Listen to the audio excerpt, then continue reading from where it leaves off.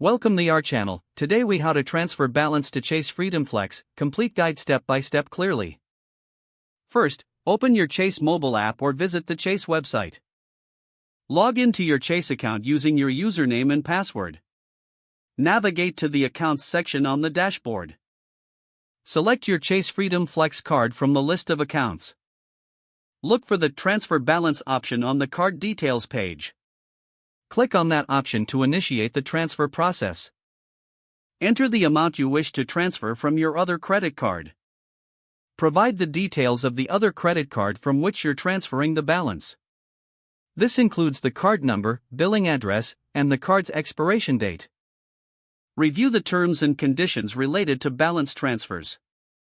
If you agree, check the box confirming your acceptance. Click on the Submit button to complete the transfer request. Wait for a confirmation message indicating your transfer is in process.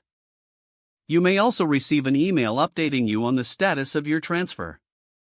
Monitor your Chase Freedom Flex account to see when the transfer is completed. Ensure you keep track of the due dates on both cards to avoid any late fees. Contact Chase customer service if you encounter any issues during the process. This will ensure a smooth experience with your balance transfer. Keep in mind that balance transfers may incur fees, so review this beforehand. Enjoy the benefits of your Chase Freedom Flex card after your balance is transferred. If the page does not load, refresh the browser or try again in a private or incognito window. Make sure you are using the correct email address, then retype it carefully to avoid small typos.